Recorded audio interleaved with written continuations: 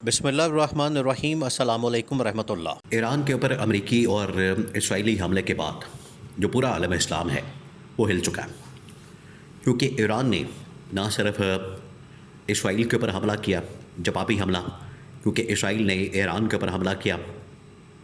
اب اس کے اندر کیونکہ امریکہ بھی شامل ہو گیا، تو امریکہ کو جواب دینے کے لیے ایران نے جتنے بھی عرب ممالک کے اندر امریکی فوجی اڈے موجود ہیں ان کو بھی نشانہ بنایا۔ تو ایران نے ایک تیر سے کئی چیزوں کا شکار کیا۔ یہ جو حکمت عملی ہے، دیکھیں آج کی جو ماڈرن آپ سمجھیں کہ جنگی حکمت عملی ہے، اس میں ایران نمبر لے گیا۔ یہ اسرائیل امریکہ جو اپنے آپ کو سپر پاور سمجھتے ہیں، ڈکلیئر کرتے ہیں، وہ بھی اس طرح کی حکمت عملی نہیں بنا سکے جو کہ ایران نے بنائی۔ ایک تیر سے اس نے کئی شکار کیا۔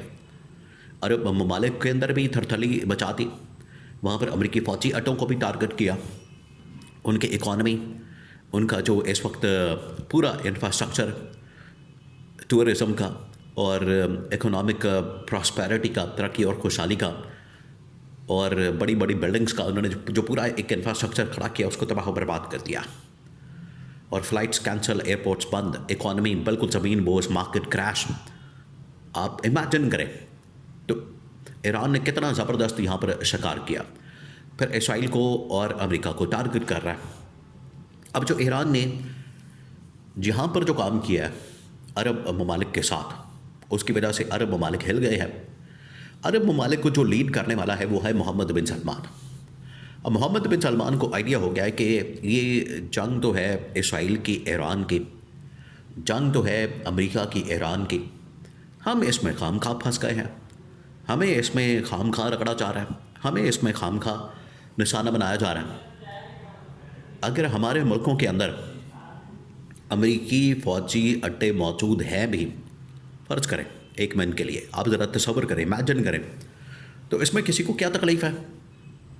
ہمارا ملک ہے، ہم اپنے ملک کے اندر رہتے ہیں، ہم اپنے ملک کے اندر کیا کاروبار کرتے ہیں، معاملات کرتے ہیں، اپنے امریکی فوجی اڈے کس کو دیتے ہیں، امریکی فوجی اڈے بناتے ہیں یا کسی اور ملک کے، اس سے کسی کو کیا مسئلہ ہے؟ ایک تو یہ بات۔ دوسرا یہ کہ ان کو اب یہ ریئلائز ہو گیا، یہ جو آرگومنٹ ہے کہ کسی کو کیا تکلیف ہونی چاہیے، یہ آرگومنٹ بڑا کمزور ہے، بڑا ویک ہے۔ اس کے مقابلے میں جو دوسرا آرگومنٹ ہے کہ عرب ممالک اور اسلامی ممالک کو اپنے اسلامی برادر کے ساتھ کھڑا ہونا چاہیے، اسلامی برادر ممالک کے ساتھ کھڑا ہونا چاہیے۔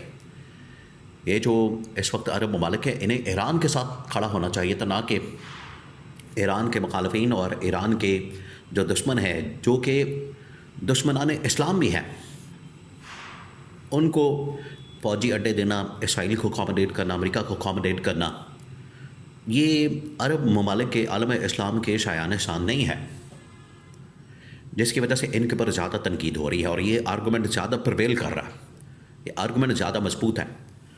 اب کیونکہ یہ ٹریپ ہو گئے، پھنس گئے، اب یہاں سے نکلنا ان کے لیے بڑا مسئلہ بن گیا، یہاں سے نکلنا ان کے لیے بڑی پرابلم بن گئی ہے کہ کیسے نکلیں، کس طرح سے امریکہ کو سمجھائیں، ایران کو سمجھائیں، اسرائیل کو سمجھائیں کہ آپ جو اپنی لڑائی ہے آپس میں لڑیں، نہ کہ ہمارے ممالک کے اوپر آپ حملہ کریں۔ اس کی وجہ سے ہماری اکانومی بیٹھ گئی، ہمارے ملکوں کے اندر فلائٹ آپریشن بند ہو گئے، ایئرپورٹس بند ہو گئے، لوگ یہاں پر پھنس گئے، اکانومی تباہ و برباد، مارکیٹ کریش، یہ تمام چیزیں۔ تو محمد بن سلمان نے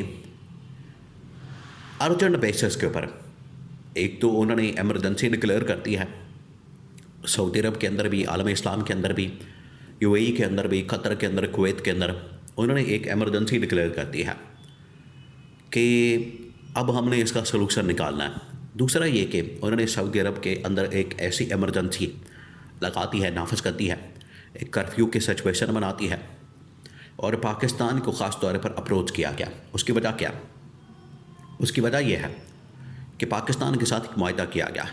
پاکستان کے ساتھ جو معاہدہ کیا گیا، وہ معاہدہ یہ تھا، وہ ڈیفنس ڈیل تھی، وہ دفاعی معاہدہ تھا کہ سعودی عرب کے اوپر اگر حملہ ہوگا تو وہ پاکستان کے اوپر حملہ ہوگا، پاکستان کے اوپر اگر حملہ ہوگا تو وہ سعودی عرب کے اوپر حملہ تصور ہوگا۔ اب سعودی عرب کے اوپر حملہ ہوا ہے، اس کی آئل ریفائنری کے اوپر، اس کے CIA ہیڈ آفس کے اوپر، جو کہ امریکہ کا CIA ہیڈ آفس وہاں پر موجود ہے، اس کے اوپر حملہ ہوا. تو سعودی عرب تو اس وقت بڑی کرٹیکل سچویشن کے اندر ٹریپ ہو گیا، پھنس گیا. انہوں نے کہا کہ جو اس وقت عالم اسلام کے متعلق میں نے بات کی، عالم اسلام کو میں نے نکالنے کی بات کی کرائسس سے، بحران سے، وہ ان کو سمجھ نہیں آ رہی.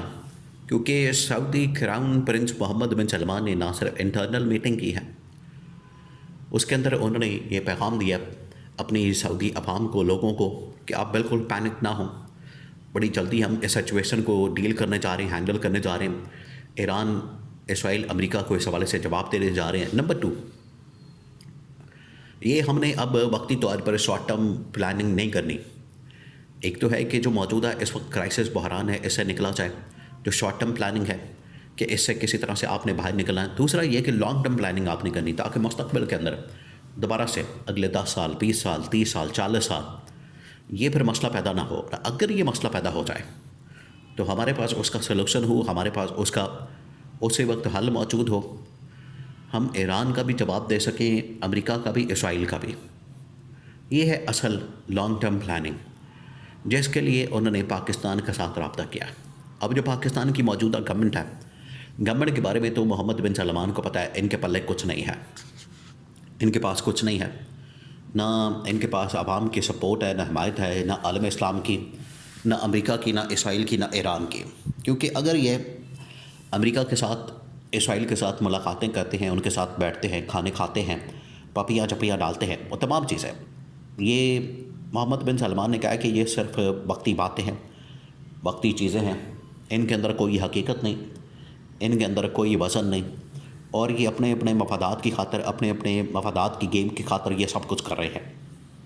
نمبر 2، اب ہم نے جو لانگ ٹرم پلاننگ کرنی ہے، اس کے لیے ان کو وہ تمام کے تمام آئیڈیاز، وہ تمام کی تمام چیزیں، وہ تمام کے تمام اپروچ کی ضرورت پڑ گئی ہے، جو کہ عمران خان نے بتاتا تھا. عمران خان ان کے سامنے رکھتا تھا کہ کس طریقے سے آپ نے عالم اسلام کو، مسلمانوں کو اکٹھا کرنا ہے، ایک کرنا ہے، متحد کرنا ہے. نمبر 2، آپ نے کس طریقے سے نہ صرف اسرائیل کا مقابلہ کرنا ہے بلکہ امریکہ کا مقابلہ کرنا ہے. اور اتنی دیر تک آپ ان کا مقابلہ نہیں کر سکتے.